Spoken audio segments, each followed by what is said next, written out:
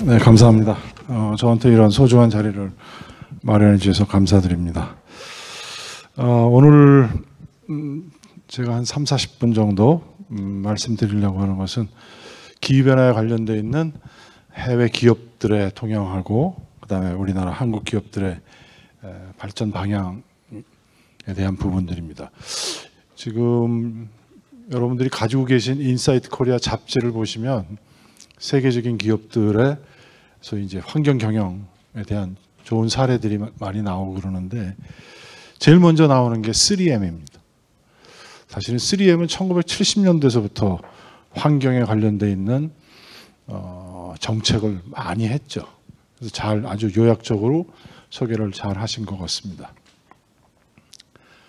이렇게 사실은 외국의 기업들, 뭐 유니레버라든지 최근에는 이제 BP, 영국 석유 같은 데서도 많이 변하고 있는 이유는 환경에 대한 중요성도 있지만 이제 특히 최근서부터는 이제 기후 변화에 대한 부분들이 아주 중요하다고 생각하기 때문입니다. 그 중에는 이제 구체적으로는 탄소 중립에 대한 부분들을 기후 위기다 이거는 요즘 뭐 경제 위기도 얘기하지만 정말로 중장기적으로는 기후 위기에 대한 부분들이다. 그것을 극명하게 잘 보여주는 게 몇 년 전에 발표한 저희 IPCC의 1.5도씨 보고서라고 할 수 있죠. 여기에 따르면 지구의 평균 기온이 앞으로 2040년까지 1.5도씨 정도가 도달할 것 같다. 그 다음에 벌써 이미 20세기 대비해서 해수면에 대한 상승이 상당히 빠르게 올라가고 있다. 이런 결과 곳곳에서 이제 기상재난에 대한 부분들이 마구 일어나고 있죠. 그런 결과 때문에 인명적 또는 재산에 대한 피해가 많이 있기 때문에 사회 전체를 완전히 바꿔야 된다. 그래서 나온 게 이제 뭐 저탄소 사회, 탄소 제로 사회, 뭐 탄소 중립 이런 것들이죠. 거기에 이제 핵심 중에 하나가 환경이기 때문에 이제 두 분 연사께서 ESG 중에서도 아마 E에 대한 부분들을 강조하시고 또 기업적인 측면에서는 재무적인 것이 아주 중요하기 때문에 ESG를 앞에다가 내놓지만 실제로는 모든 투자사들이 기업들이 가장 아킬레스건이라고 할 수 있는 재정에 대한 부분들을 압박하겠다는 거죠. 그게 이제 뭐 TCFD라든지 기후 관련돼 있는 재무 정보를 공개해라 라고 하는 유럽의 뭐 얘기도 나오고 하는 등등이 나오는 이유가 바로 그런 거죠. 동시에 UNEP 같은 데서는 이게 이제 기후변화에 대한 문제들만 많이 얘기하지만 도시화에 따른 문제들도 이게 증폭시키는 문제가 생기죠. 우리나라도 벌써 보게 되면 뭐 사라지는 구가 뭐 있다. 벌써 생기고 있다. 이미 생기고 있는 사실이죠. 이게 우리나라뿐만 아니라 이게 도시의 집중화가 너무 빨리 일어나니까 그로 인해서 이제 원래 도시의 열섬 효과 뭐 이런 부분들도 많이 일어나는데 UNEP는 2050년 되면은 도시 내의 그런 그 집중화로 인해서 여름의 평균 기온이 35도씨 이상 되는 곳에 도시 인구가 8배 정도가 고통을 받을 거다. 그러니까 한 16억 정도가 고통을 받을 거다. 이런 얘기들도 하고 있죠.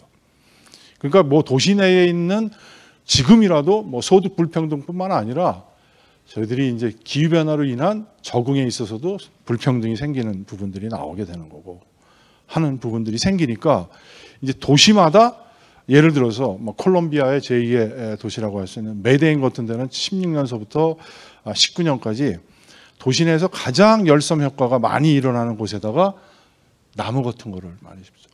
저는 이제는 숲도 도시로 들어가야 된다라고 얘기를 합니다. 도시로 들어가서 도시에 숲을 만들어 놓고 조그만 정원이라도 자꾸 만들어 놓고 하는 부분들이 있어야 된다.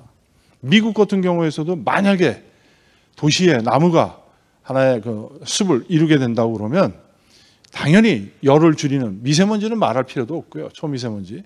이런 부분이 있기 때문에 경제적 효과로 측정을 한 게 53억에서 121억 정도. 우리나라 돈으로 따지면 6조에서 14조 정도의 경제적인 이익이 생길 것이다 라고 얘기를 하고 있죠. 그래서 이제 UNEP는 또 이런 얘기를 보고서를 냅니다. 만약에 전 세계적으로 가로수를 많이 짓는다면 연간 1억 달러를 투자하게 되면 7,700만 명이 더운 날에 기온이 1도라도 줄어드는 효과를 느낄 거다. 저는 상당히 비용 효과적이라고 보죠.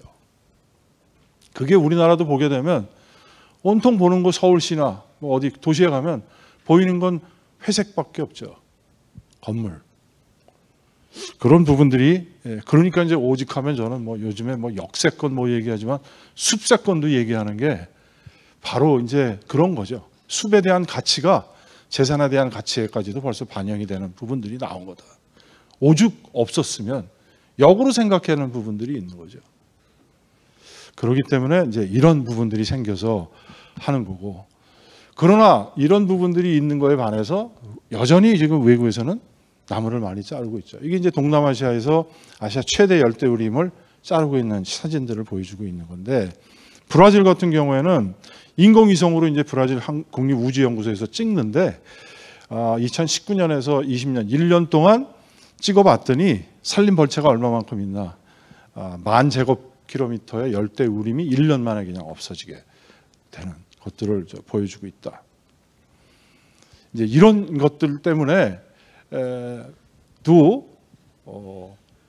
지구온난화에 대한 부분들이 곳곳에서 일어나고 있다. 화석연료에 대한 과다 사용에 대한 문제, 도시가 화하는 문제, 산림에 대한 부분들이 없어지는 문제. 그러다 보니까 이제 숫자상으로는 1840년대서부터 2018년까지 현재 645억 기가톤 정도의 탄소 배출이 가장 많이 화석연료에 사용해서 또 토지에 전용해서 나오는 부분들이 있는데, 이에 비해서 이제 해양의 흡수나 뭐 이런 부분들은 상대적으로 적게 나타나고 있고, 그 결과 이제 지구의 온도가 1.1도씨 정도가 이미 올랐고 해수면은 3.7mm 정도가 올라가는 현상이 생기니까 지구 곳곳에서 뭐 대기, 수권, 뭐 빈권, 토지권 다 변화가 생기는 부분들이죠. 전방위적으로 변화가 생기고 있다. 그런데 뭐 전혀 이산화탄소에 대한 농도는 시구적으로 절대 줄지 않았죠. 여기 지금 보시게 되면 계속 올라가는 것들이죠. 나는 안 멈춘다. 나는 그냥 하늘로 올라갈 뿐이다. 이런 부분들을 보여주고 있는 것들이니까 이거에 대한 부분들이 이제는 깨닫기 시작한 거죠. 기업들이. 그런데 이제 현자는 미래를 준비하는 사람들은, 특히 이제 아까 말씀드린 뭐 유니레버나 3M이나 뭐 휴렛패카드 외국 기업들이나 최근에 이제 우리나라 기업들도 적극적으로 나서기 시작했는데, 이런 부분들이 준비하는 자가 미래를 선도한다라고 했듯이 그런 기업들이 있는 거죠. 그거에 이제 최근서부터는 기업들이 중에서도 이제 금융권에서, 예를 들면 기업들은 세계경제포럼 같은 경우에서 이거가 계속 가게 되면 2050년이 되면 최대 GDP 손실이 18%까지 될 수 있을 거다.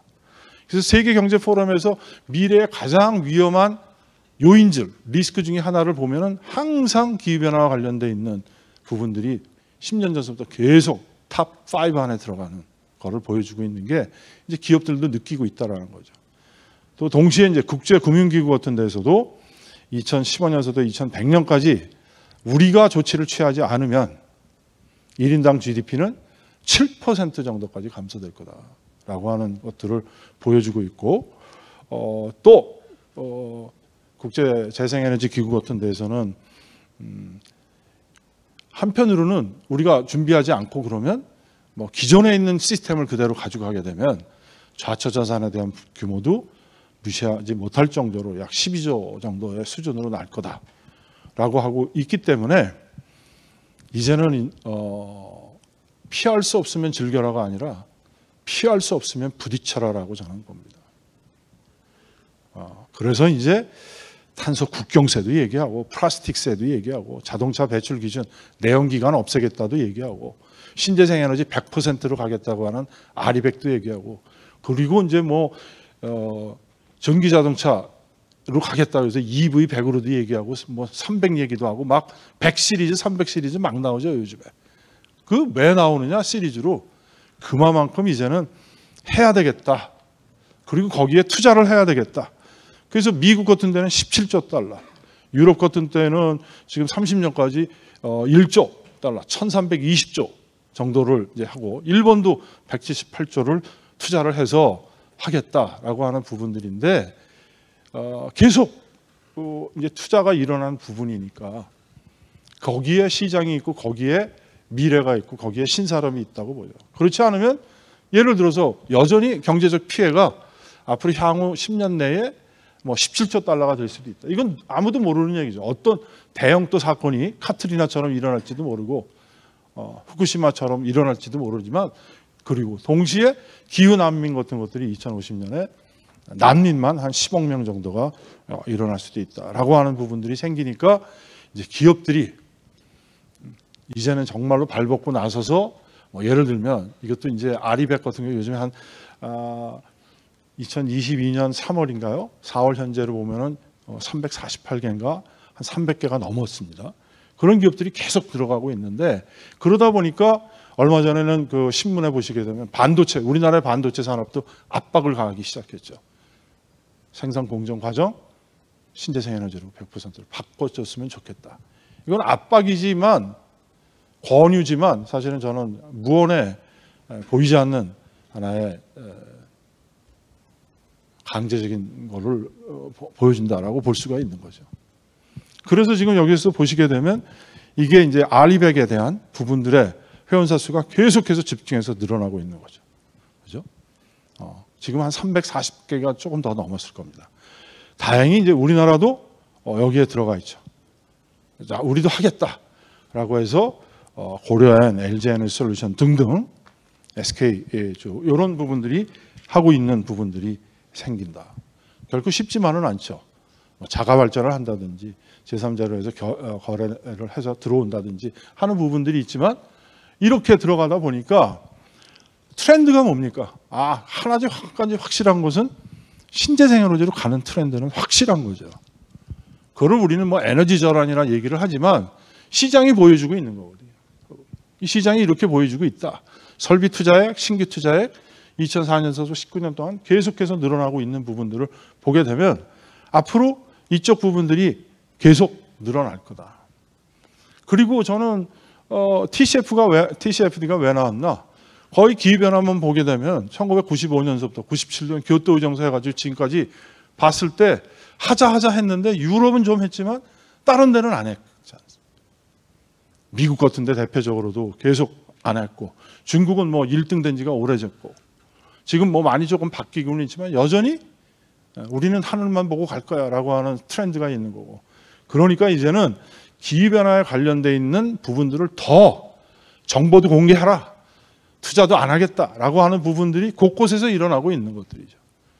그래서 벌써 유럽은 2019년에 기후 관련돼 있는 정보에 대한 보고 가이드라인도 만들었고, 미국은 증권감독위원회에서 클라이밋, 기후변화와 ESG 태스크포스를 통해서 이거를 발족해가지고 앞으로 배출 공시라든지 여러 가지, 심지어 이제 연방준비은행도 대규모 은행을 대상으로 해서 기후변화로 인했을 때 어떠한 손실이 일어날 수 있을지, 이런 부분들에 대한 것들도 대비책을 만들어서 재무제표에다가 집어넣으라고 하는 부분들이 나왔기 때문에, 이런 거에 대한 추세들은 여기에서 끝나지 않고 뭐 연방금융청에 있는 독일이라든지 뭐 기업 지배구조 지침 같은 거를 통해서 기후변화 관련돼 있는 기반 공시를 강화하는 도쿄증권거래소가 생긴다든지 해서 압박을 하고 있는 것들이죠.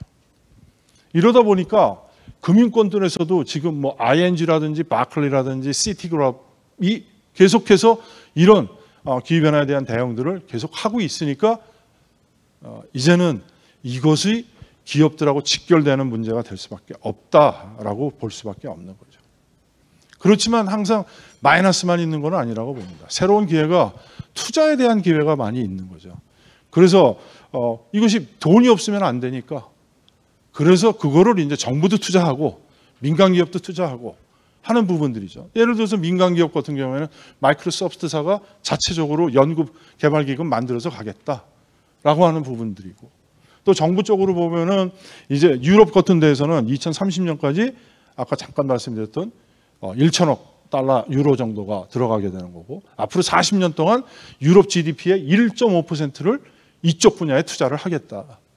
투자하는 것이 오히려 더 향후에는 더 이득이 될 것이고 미래 준비하는 일자리를 만들 것이고 라고 하는 부분들이 생기는 거죠. 그러다 보니까 그 시장을 보고 있었던 이제 탄소 시장에 대표적으로 배출권 거래 시장 같은 데인데 한 5, 7년 정도 시범적으로 해왔던 중국에 지금 베이징이라든지 허베이라든지 광주 이런 데서 했던 시범 사업들이 작년에 전국적으로 발전 산업 대상으로 해서 탄소 시장을 만들어서 갔죠. 그럼 유럽에 탄소 시장 생겼고 중국도 생겼고 미국은 지금 10개의 주로 시작했던 REGGI가 있는데 2개가 더 생겼습니다. 그래서 올해는 12개가 배출권 거래제를 합니다. 그러다 보니까 앞으로는 이제 탄소 시장이 또 새롭게 부각돼서 나오고 있는 거죠. 그러니까 이게 나중에 협상에서는 탄소 시장을 중국도 있으면 중국은 조만간에 발전이 끝나는 게 아니라 발전이 조금 더 활성화되면 몇 년 뒤에 철강이든지 석유든지 정유 이런 대표적인 에너지 공업이나 탄소 배출 산업들도 집어넣어서 배출권 거래 시장을 만들겠다라고 하는 부분들이죠. 그러니까 탄소의 시장 10년 이상 전에 나온 책 중에는 탄소가 이제는 돈이다. 근데 실제로 이제는 작동하는 시장들이 나오기 시작하게 되는 것들이죠. 그러다 보니까 이게 이제 전통적으로 그 거래가 되는 의무적인 시장도 있지만 자발적으로 이제 감소를 줄이는 그런 시장이 있는데 지금 요즘에 유럽이나 이런 데서는 자발적 시장에서 나온 탄소의 배출권 거래가 뭐가 있냐 이거를 많이 물어본다. 네. 그거를 이제 VCS라고 하는데 Voluntary Carbon Standard라든지 이런 거가 나온다. 그러니까 이제 맥켄지 같은 컨설팅 회사는 앞으로 탄소 시장에서는 자발적 시장에 대한 거래도 상당히 활성화될 거다. 이런 부분들을 벌써 보고 가고 있는 거죠. 이 와중에 코로나가 이제 아직도 우리는 코로나의 팬데믹에 있지만 이거가 이제 여러 가지로 많은 인프레 하다못해 스태그플레이션 요즘엔 우크라플레이션 하는데 이거를 재건하려고 그러는데 그 재건에 들어가는 투자 비용의 30%에서 35%가 다 에너지 환경 쪽으로 들어간다. 그죠? 그거는 누차 말씀드리면 이미 트렌드로 가고 있는 거다. 어디냐? 예를 들어서 해상풍력. BP가 하는 해상풍력에다가 집어넣어서 하는 듯이 스마트 그리드, 그다음에 건물, 에너지, 배터리, 수소, 그다음에 순환 경제 이런 자원에 대한 순환이나 이런 쪽에 대한 대체 자원들로 해서 들어간다. 그거를 하기 위해서 이제 법들을 많이 만들어 놨죠. 무슨 법? 그래서 우리도 이제 만들어서 나온 거고요. 또 유럽 같은 경우에는 아주 구체적으로 배출권 거래도 개정하고 탄소 국경제, TCFD에 CBAM이라고 그러는데 탄소 국경 조정세, RE100에 ESG에 지속 가능 경영 보고서의 의무화에 등등등 계속해서 시리즈로 나오는 거죠. 정신 없을 정도로. 그리고 중국 같은 경우에서도 앞으로 전체 자동차 중에서 신재생, 그러니까 전기 자동차에 대한 비중을 25년에는 20%, 35년에는 50%까지 전기 자동차에 대한 비중을 높이겠다라고 가고 있는 거고. 그러다 보니까 이제 환경에 대한 관심들이 많게 되니까 특히 ESG 중에서 나오는 투자나 채권이나 이런 부분들이 많이 발생이 되고 있는 거죠. 이게 아까 잠깐 소개를 드렸던 세계 배출권 거래 시장입니다. 그런데 미국이 많이 변하고 있습니다. 미국은 이 주가 12개 주가 돼가지고 그중에 수송 부분에 대해서도 이제는 뭔가 해야 되겠다. 그래서 5개 정도 주가 모여가지고 수송에 대한 부분들을 우리 이제 관리하고 규제하고 들어가자. 그리고 얼마만큼 잘하고 있는지를 평가하자. 그래서 2023년서부터는 의무적으로 내는 보고서를 평가하기 시작하기로 합의를 봤습니다. 그건 결국에 뭐냐? 자동차 부분에 있어서 획기적인 전기자동차, 수소자동차 이런 부분들이 들어가게 되는 것들을 보여주고 있는 것들이죠. 그래서 지금 계속해서 들어가니까 그럼 외국의 기업들은 어떻게 하나? 이게 이제 산업들 차원에서만 보게 되면 이게 정유 산업들입니다. 이미 정유 산업들은 13개 최고의 그런 산업들이 기업들이 모여가지고 석유, 천연가스, 기후변화 대응안에 대한 것들을 구성을 해놨고, 그 중에 이제 쉘 같은 거 거기에도 나옵니다. 2050년까지 넷제로로 만들겠다. 이것도 유럽에서는 조금 비판을 받았어요. 더 빨리 해라. 그 감축 계획 가지고는 안 되겠다. 그래서 더 빨리 하겠다고 또 얘기를 했어요. BP도 마찬가지로 그렇게 얘기를 했고. 그래서 여기에 이제 뭐 탄소 저장이라든지 탄소에 대한 그 저장을 한 다음에 유틸라이제이션을 한다든지 등등이 들어가 있고 하는 부분들이 있는 것들. 특히 폐기물을 재활용해서 순환경제에서 연료든 원료든 써면서 가겠다. 이게 세계 주요 정유 기업들의 탄소 감축 전략입니다. 하는. 그 다음에 이제 철강 산업 같은 경우에는 영국에서 더 클라이밋 그룹이라고 하는 거를 만들었어요. 그래서 철강제를 쓰는 회사들하고 같이 해가지고 탄소가 많이 안 나오는 노제로 스틸, 노제로 카본 스틸이죠, 정확하게는. 이런 거를 만들어서 2050년까지 세계 최대 풍력 발전사 같은 데서는 CO2가 발생되지 않는 강제만을 가지고 자기네들 풍력 발전을 만들겠다. 세계 1위 철강 회사인 아세로미탈이 2050년까지 탄소 중립을 선언을 했습니다. 그래서 한 53조를 투자해가지고 이제 요즘에 많이 화두되는 수소환원 제철법에 앞으로 막대한 투자를 해서 하겠다. 그리고 이미 수소환원 파일럿 플랜트 같은 것들을 철강사, 철강공업사, 그 다음에 유럽의 전력회사가 같이 공동으로 하고 있는 부분들이 있는 겁니다. 그 다음에 석유화학을 보게 되면 재미있는 겁니다. 이게.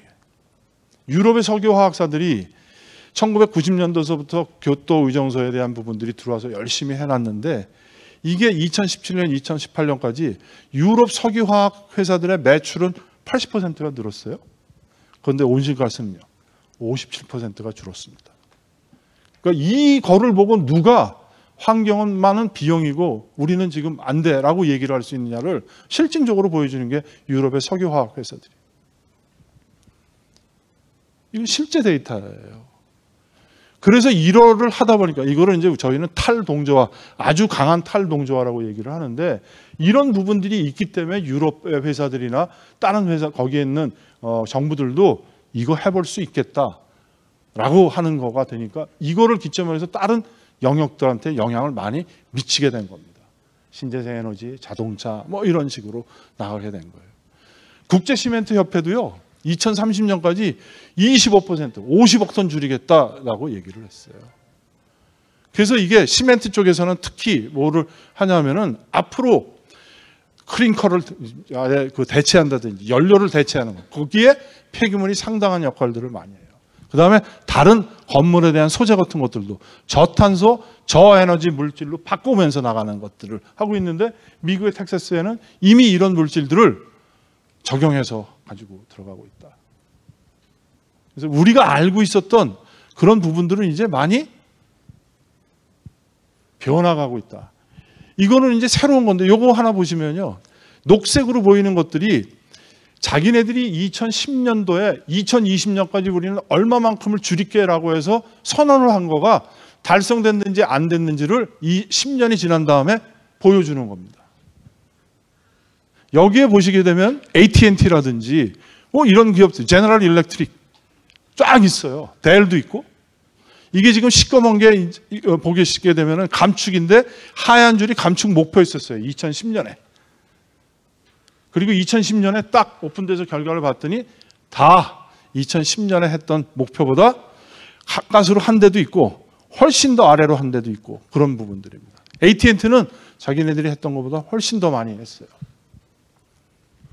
더 많이 기업들이요. 그거를 보여줘서 결국에 여기에 보시게 되면은 138개, 187개의 기업 중에서 138개 기업들이 달성을 했어요. 목표 달성을요.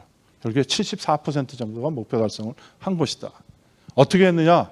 이제 보면은 소비재 유통이나 에너지 산업이나 물론 이런 업종들이 탄소 저감 소재도 개발하고 신재생 에너지도 절약하고 기술에 대한 공정이나 하고 전방위적으로 아까 스콥 1, 2, 3 점점 더 확산시켜 나가면서 관리를 하고 에너지 효율, 에너지 절감 다 영역을 높여 나가면서 나가는 노력들을 했다라는 것.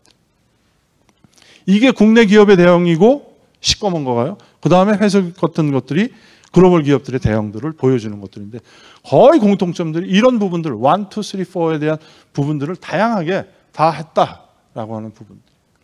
기업만 하는 게 아닙니다. 산림 쪽도 하고 있는 거거든요. 일본은 3층 이하의 공공건물에는 4분의 1 이상을 목조를 사용해야 됩니다. 목자가 많잖아요.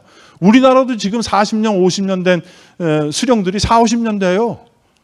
왜? 우리 많이 심었거든요. 가장 모범적인 우리는 녹색혁명을 한 국가다. 이제는 여기서는 목재를 이용할 수 있는 단계가 돼야 된다. 이미 왔고요. 그런데 이것뿐만 아니라 여기도 똑같아요. 프랑스도 신축 공공건축물의 50% 이상을 목재를 이용한 친환경 소재로 써야 된다. 이런 부분들, 그 다음에 산림 경영에 대한 것들도 있고 도시숲 같은 데도 관리하고 미국 같은 데도 심지어 도시숲을 관리하자라고 하는 부분들이 나오는 것들이거든요.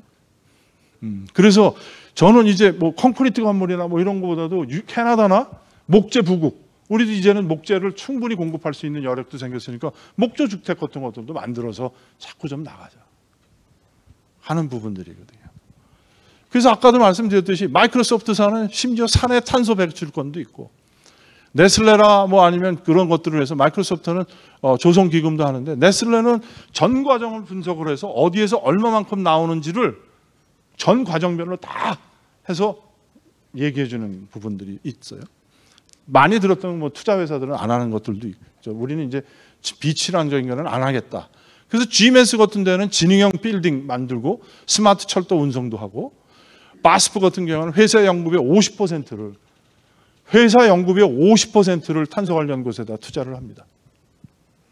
그 다음에 여기서는 쉘 같은 데는 항공업계하고 같이 해서 지속 가능한 항공유 개발에 대한 부분들을 하고 있다.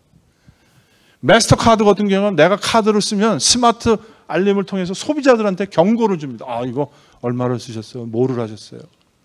소비자들의 행동을 변화시키려고 자꾸 만들어요. 그럼 과연 우리는 변했느냐? 글쎄요. 저는 아주 그냥 무지무지하게 큰 그 퀘스천 마크를 달고 싶습니다. 한국의 소비자들은 한국은 변했느냐? 저는 안 변했다고 봅니다. 아직도. 뭐 이런 뭐 카드를 이용해서 사내적인 카드를 이용해 가지고 그거를 해서 탄소 상세 크레딧에다가 구입하는 데도 있고 제조업 같은 데는 아주 다양한 서비스 생태계를 만들어서 탄소를 줄이는 부분들도 있다라고 하는 부분들이에요. 그렇기 때문에 지금 우리나라가 이렇게 변화가고 있는 형태, 뭐 많이 들었던 거 아닙니까? 제주도의 가을귤이 여기에서 뭐 고흥이든지 이런 데서 되고 사관하고와 북산에서 강원도도 되고 이건 이제 너무 식상한 거니까 이런 것들을 이제 해서 우리가 그렇기 때문에 나온 거다. 우리만 한 거 아니고 우리가 늦었다.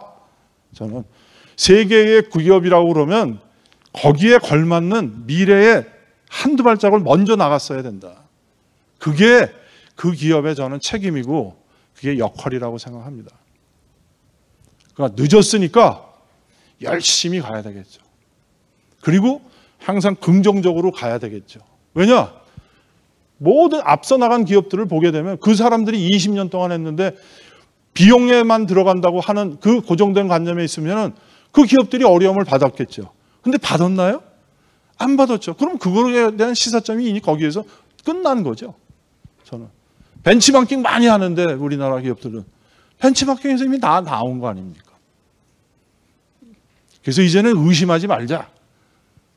그러니까 이제 LG전자 같은 데서도 2030년까지 제품 전 생산 단계 꽤 오랫동안 했죠. 우리는 환경그룹으로 간다. LG그룹 같은 데는 꽤 오래전서부터 시작했죠. 그래서 배터리가 나가게 되고 세계적인 최고의 배터리에 대한 기술을 보유하게 된 원인도 저는 거기에 있다고 생각합니다.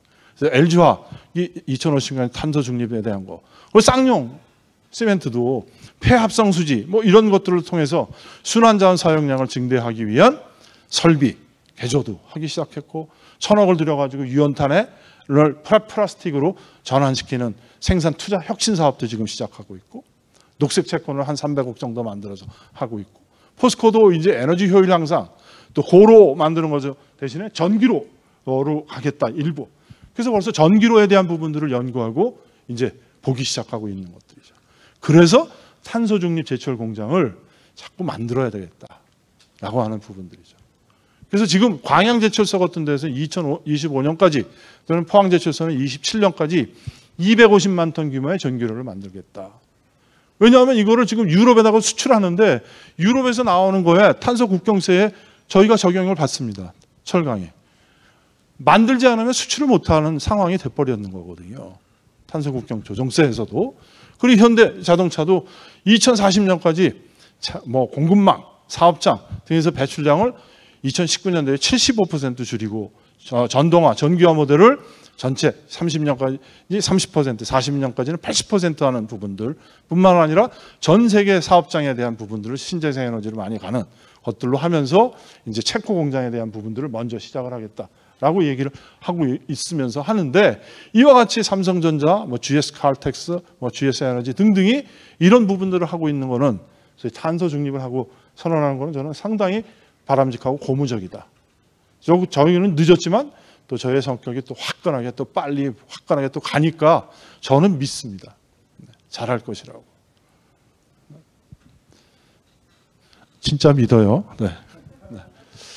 그래서 지금 이제 이런 국내 석유화학업계도 LG화학, 롯데케미칼, SK종합화학. 그런데 ESG에서 제일 중요한 것 중에 우리가 경계해야 되는 게 뭐죠? 워싱, 그린워싱. 진짜 진전성을 갖고 가라. 뒤돌아보지 말고 앞만 보고 가자. 그래서 진전성을 가지고 가자. 그러면서 대비해야 되는 것이 아픔도 있을 거다. 당연히 좌초산업이 있을 것이다. 그렇죠? 그 좌초산업에 대한 부분들이 유럽에서는 공정전환이라는 얘기를 해서 좌초산업에 있을 수 있는 기업들, 일자리들 다 준비해 주면서 가자. 이것도 중요한 것들이에요. 사회 전체적으로.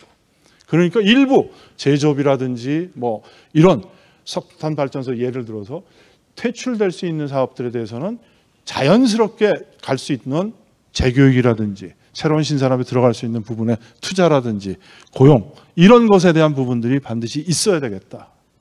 그리고 내연기관에서 이제 전기차로 가니까 내연기관에 부품을 만드는 회사들은 요즘에 그 뭐 학생들이 그런 얘기해요. 어쩔 TV 뭐 이러는데 어쩌라고 준비시켜야 나이죠.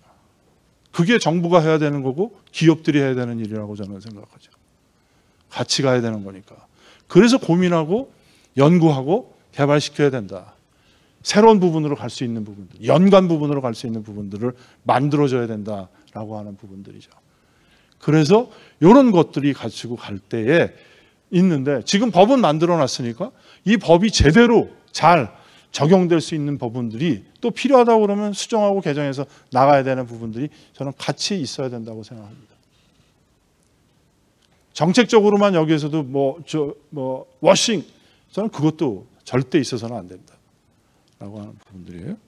그래서 시간 관계상 그래서 이제 앞으로도 이런 뭐 각종 연구회나 뭐 이런 산업연구원에서 앞으로 예를 들어서 에너지경제연구원 같은 경우에는 재생에너지 발전에 따른 투자 비용이 뭐 40%를 재생에너지를 전체로 하게 될 거예요. 60%로 하게 되면 예를 들어서 372조가 든다. 계속 연구를 하겠지만 어쨌든 투자가 많이 들 거니까 그 투자에 관련돼 있는 부분들을 우리가 준비를 해놔야 된다.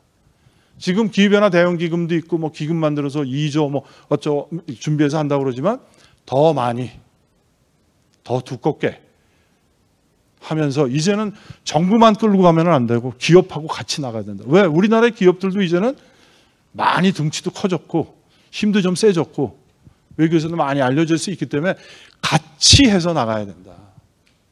같이 연구도 하고 같은 분야에 대한 부분들을 하면 되면 업무 분야에 대한 부분들을 저는 달리해서 나갈에 대한 부분들입니다. 그리고 과감하게 규제 개혁에 대한 부분들을 깰 수 있는 거는 개혁할 수 있는 건 과감하게 깨줘라.